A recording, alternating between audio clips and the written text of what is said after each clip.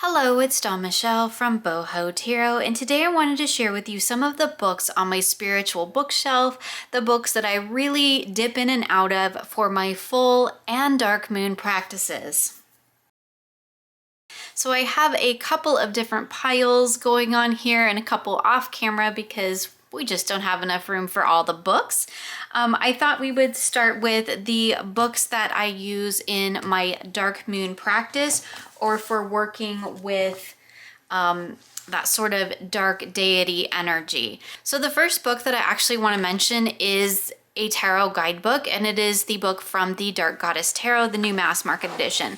Now, I've talked about this book before in a couple of different videos, and I really do enjoy this book. I think there is a lot of really good information on the goddesses. So in addition to just using it as a guidebook for tarot readings, this is also a wonderful resource for learning a little bit more about these dark goddesses, archetypes, and energies. So this is definitely one that I recommend as a resource material, as well as using it as a guidebook for the tarot deck itself. There is some wonderful information about the dark goddess. We do have the full color image over here. And then of course we do have information for as the card appears in a reading, but you could also dip into this book to just learn more about the dark goddesses and to connect with their energy as well. So this is a book that I use not only when I'm working with my dark goddess tarot, but also I found myself dipping into it in other aspects when I'm working with the dark goddess or dark moon energy. So the next bit I want to mention is the mysteries of the dark moon. Now, I also mentioned this book in my sort of favorite books of 2020,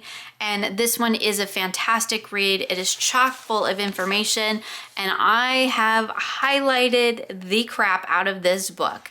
The thing that I really love about this book is it goes really deep and detailed into the history of the dark goddess and the correlation to the dark moon. So this one kind of checks both the boxes because we get a lot of good information about the dark moon. We get really great information about dark goddess energy and the story of the dark feminine. And then there's also a great deal of information about different dark goddesses in this particular book. So lots of great information in here, very detailed. It also has some journaling questions, which I think is really wonderful, especially when you're working with this in terms of a dark moon practice. I like to use this book, of course, as reference material, and you can see here because I have highlighted it all over the place. But I also like to dip in and out of it and take a look at the journaling questions as well during the dark moon, because that's often a great jumping off point for my practice. So like, for example, some of the journaling questions are, do I have a concept of right and wrong? And do I have a value system to determine the difference? Is there some force within me that advises me against following a course of a wrong action? So really deep journaling prompts in this book that really dive into what some may consider kind of shadow work. That's not really a term that I like to use too often, but I think it would definitely probably apply for most people in this sense. So here's another one. Have there been times when I felt as if I was plunged into darkness? Have I ever felt as if I didn't know who I was or where I was supposed to be going? So lots of really in-depth journaling questions in this book. So a lot of times I will come to this book as a journaling prompt for my dark moon practice, and also pull cards around that question as well. I found that to be really helpful. So another book that focuses on the dark goddess energy as well as the dark moon is Dark Goddess Craft. This was a really quite quick and easy read, actually, and it does go into, you know, who the dark goddess is, and it has kind of the 3 cycles, and we look at different goddesses, dark goddesses within those cycles. So we have the descent with goddesses like Hekate and Sedna, so that's diving deep within to that darkness. We have the challenge with goddesses like Kali and Eris, who are really going to challenge us and confront us in those dark moments to kind of bring out our best self. And then we have rebirth with goddesses like Persephone that bring us out into the new as we've shed the old and we've come back out again into the light. So I do quite like this setup. It says, the dark goddesses and the lessons she teaches are vital to our lives. Her destructive aspects teach us that there is death within life and we are constantly changing and evolving. I really love that. There's a bunch of wonderful write-up in this particular book. You'll see this is not one that I highlighted in, but I did actually take quite a few notes. So one of the things that I really like about this one is we get kind of a little story as we're introduced to each of these dark goddesses, which I thought was really lovely actually. And then we go into kind of the history of each and some devotional work and offerings. We have some evocations as well and rituals. So there's more than just information. This is a little bit like a grimoire because it does have some elements of activities and rituals and spells that you could do to kind of pull in the energy of these dark goddesses. So for me, because I primarily work with Hekate as my main dark goddess, I love that we have the story here of Hekate. It's kind of like a little bit of a journeying into meeting this dark goddess and a little bit about her history, some of her epitaphs, which is like sin eating, lots about sin eating. We have devotional work and offerings, invocations, and just all kinds of good stuff to really kind of create a practice as well. Really has elements of things that you can do, aspects that you can bring into your ritual, your dark moon ritual with these particular dark goddesses. So I really actually enjoyed this book a lot, and I have gotten back into it. I wasn't sure what I was going to think of it, to be perfectly honest, when I got it, but it's definitely been one that I've really enjoyed, and I think it has a lot of really great information. So 2 books that I want to talk about that relate specifically to Hekate because she is one of my primary deities is Keeping Her Keys and the Temple of Hekate. Now I don't have a paperback to show you because I actually have these on Kindle, so I will just pop an image of them in there for you. So Keeping Her Keys is really about following the path of Hekate in a more spiritual, kind of religious sense. There is a whole group around this particular book and around from this particular author. I have not dove into any of that yet, but I did enjoy the book and I did find there was quite a bit of really good detailed information about Hekate that I haven't seen anywhere else. The Temple of Hekate was another really good one that had just some really great foundational information. There's not a ton of information out there on Hekate, and what is out there is a little bit muddled.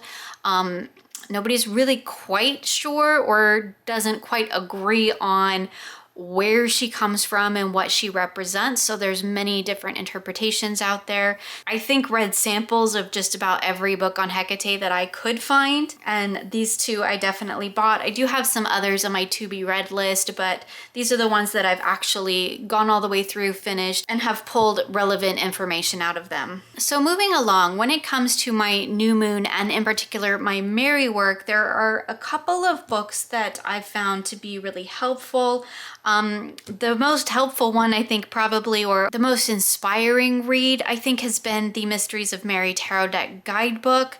And this one is wonderful because each of the cards actually goes through the different stories of Mary. And so I find that to be really informative and interesting. I really enjoy reading these stories. Not only do I dip into them as I'm working with the deck itself, but sometimes I use them a bit like bibliomancy, where I just open up a page and I will read about the particular story that is here and gain my insight just from that, even without having to pull the cards. This is a book that I enjoy reading even without working with the deck at all. I love the deck as well. It's one of my favorites, but I do find myself, I will read this book and I will dip into these stories even when I'm not doing tarot readings. And so a lot of times when I'm doing my Mary work, I will actually pull pieces and parts of the stories out of here to combine into that work as well. So that's actually been a really important, really great resource in my work with Mary. So another two really wonderful books that were kind of key in my first flushes of Mary study were both books that, again, I have on my Kindle, so I will put a picture of them up here. And that is When Mary Was Cosmic and The Way of the Rose. Now, When Mary Was Cosmic, I thought the beginning of it was really great. It talks about Mary as basically the newest or most modern incarnation of the traditional goddess energy and the history behind that, and basically how that has evolved over, over the span of time. And I found that really fascinating, and that definitely lines up with my personal interpretation or understanding of how Mary's energy manifests in my life. And so I really did enjoy the beginning of that one. To be perfectly honest, toward the end of it, it got a little preachy and I had a hard time getting my way through the end of it. But the beginning of it was really great. I would say the first half of the book or so really had some wonderful insights and some great information, and really looked at Mary as a modern goddess, which I thought was really fascinating. The Way of the Rose is a wonderful book that talks about working with the rosary. That is something that, funny enough, I used to have when I was a child. My grandmother was Catholic, and so I have gone to Catholic service many, many times. I actually married into a Catholic family. And so Mary and the rosary has kind of always been present in my life, but I didn't really understand where it all came from or what it all meant, even though, funny enough, I actually went to a Christian school growing up. The Way of the Rose really talks about the history not only of the rosary, but of prayer beads in general. And so it was really fascinating to see, again, that transition from those first early beginnings of prayer beads to what we now see as the rosary, and of course how that relates to Mary and how that relates to Marian devotion. So that was a really fascinating read. It was very well written and I really did enjoy it quite a bit. So a fun book that I just wanted to bring out and show you is Mary, Images of the Holy Mother. And this is one, I got this book used. I don't even think it is still available, but it was very inexpensive used. And it just goes through some of the beautiful artwork. And it does talk a little bit about Mary's life, Marian art, and really how that's influenced things. And it's just full of gorgeous images. Sorry, it's very shiny, so it's catching all my light, but that is just stunning. I really, really enjoy flipping through this book, reading it. And again, this is another one that I like to just kind of flip through the pages and really just enjoy this beautiful artwork. I love artwork that depicts Mary. That is definitely something that I've personally had to do a lot of work to come back around to, so to speak. My path is not Christian, but Mary is a big part of my personal practice. And so I do find myself collecting books and particularly artwork that does feature Mary, as well as other things like rosaries and little altar tiles and things of that nature. So it's been an interesting progression to kind of come full circle with that, to go from being exposed as a child to kind of turning away from pretty much any of it and finding a new path, to eventually here at this point in my life kind of merging those two paths together into one. So it's just a gorgeous book. I really enjoy flipping through it and just checking out the images. It does have some really good information in it as well, but really it's just all about that gorgeous artwork. So shifting gears, let's talk a little bit about just some general books on goddess work and moon work, because those are two things that, as you can probably tell, are very integrated into all of my moon work. It's pretty much all tied in with some kind of goddess type energy. So I did also mention this book in my favorite books of 2020, and this is the Maiden Mother Crone. I believe this is the older cover. I got it used, but it is a gorgeous book. You can see it's another one I've highlighted a lot. And so this is another book that really doesn't focus so much on one phase of the moon or other. It is more focused in on the 3 phases of the goddess, or the 3 faces of the goddess. So we have a good deal of information about the Maiden, the Mother, and the Crone. And of course, in here, they go into details and stories about each of the kind of main goddesses. And there are a lot of goddesses in here that I have never heard of.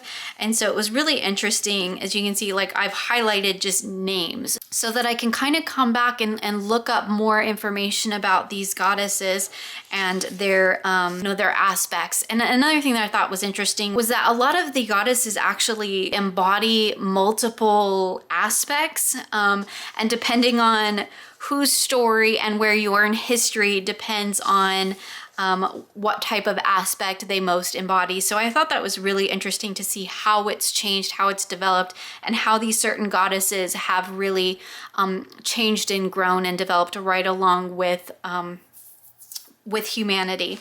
So that's another one that I really enjoyed, just for some basic kind of, it's a great sort of goddess primer. So for diving in a little, or really a lot deeper into goddess energy and history, is The Elements of the Goddess. Now I do believe this is an out of print, but again, it's one that I was able to get fairly inexpensively as a used copy. So, and you'll see I've highlighted the heck out of this one too. This is a really interesting, in-depth book.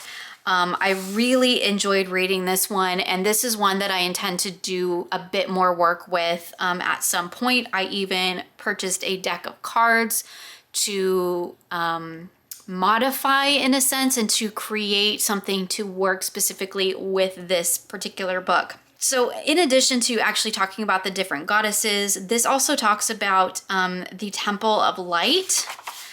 And I will see if I can find it here. So this is the Temple of Light, is a really interesting triad where we can see the different aspects of the, again, the 3-faced goddess. It's just kind of approached from a little bit of a different aspect. In this one here, we can see it's broken down into 9 sections, which is really interesting. It has the inner courts, the outer courts, and the court of light. And each of the goddesses fit into the categories of the Temple of Light. And I just thought that was really interesting. Definitely some fantastic in-depth reading in this book, and definitely one that I intend to do a lot more work with, but I have read it in depth cover to cover as well. So that's another one I definitely recommend. So the last book that I want to mention for basic moon information is Moonology. And again, this is another one that I have on Kindle. This one's very easy to read. It's a quick read. It allows you to kind of jump in and out. It talks about the different moon phases, also talks about the different moon phases in conjunction with the astrological symbols. And so it's just kind of a great primer book for basic, really getting to know moon work and the different moon phases. And I do find myself dipping in and out of this one. As I said, I have it on Kindle, so I just go in and jump into where I need to and pull out the information that I need. So that's a look at some of the books and resources that I like to incorporate into my new and full moon practice, books that I've used for research, not only on each of those individual things, but on the divine elements or goddesses that I work with during those times of the month, as well as some basic resources on goddesses and moon work overall. Thank you for joining me today. You'll find links for everything featured here in the description box below. I hope you enjoyed this video, and I look forward to seeing you again soon for more creative tarot for an inspired life.